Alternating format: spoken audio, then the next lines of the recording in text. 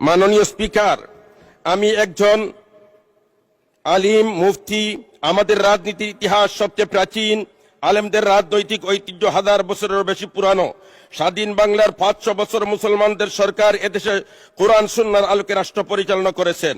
1203 সালের 5ই রমজান বৃহস্পতিবার বাংলায় মুসলমানের স্বাধীন রাষ্ট্র কায়েম হয়। 1757 সালের 23শে জুন পর্যন্ত এই দেশে মুসলমান শাসক মুফতি আলেমদের নেতৃত্বে যত্ন ও ভালোবাসায় উন্নত সমৃদ্ধ হয়।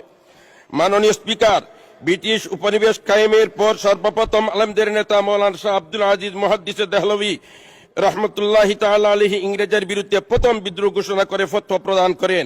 ভারতবর্ষের আজাদী শব্দটি সর্বপ্রথম তার মুখে উচ্চারিত হয়। আমরা বাংলাদেশ আলেম সমাজ তারই উত্তরসূরি। মাননীয় স্পিকার, আজকে আমি অত্যন্ত শ্রদ্ধার সাথে স্মরণ করতে হচ্ছে 13 সালের 5ই মের শাপলা চত্বরের শহীদদেরকে।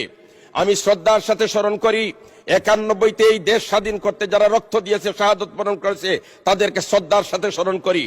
সাথে সাথে 90-এর এই আন্দোলনে যারা অংশগ্রহণ করেছেন, বিশেষ করে 24শে জুলাইয়ের আন্দোলনে যারা শাহাদত বরণ করেছেন, আমরা তাদেরকে শ্রদ্ধার সাথে স্মরণ করি এবং যারা পুঙ্গুত্ব বরণ করেছেন, আমি তাদের জন্য দোয়া করি আল্লাহ রাব্বুল আলামিন তাদেরকে সুস্থতা দান করুক। মাননীয় স্পিকার, আমি শ্রদ্ধার সাথে স্মরণ করি এই সংসদের মাননীয় সদস্য ছিলেন আমার নানা সদ্য হযরত মাওলানা উবাইদুল হক উজিরপুরী, যিনি ছিলেন একমাত্র ইসলামী ঐক্যজোটের বাংলাদেশের প্রতিনিধি। ঠিক তেমনিভাবে আমি খেলাফত মজলিসের একমাত্র বাংলাদেশের প্রতিনিধি।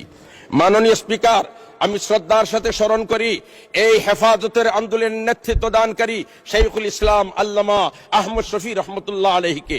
আমি শ্রদ্ধার সাথে স্মরণ করি মজলুম আলিমে দ্বীন হযরত মাওলানা জুনায়েদ বাবুনগরী রহমতুল্লাহ আলাইহি সহ এই দেশের জন্য, এই মিল্লতের জন্য, এই সমাজের জন্য যারা আত্মত্যাগ করেছেন, আমি তাদেরকে শ্রদ্ধার সাথে স্মরণ করি।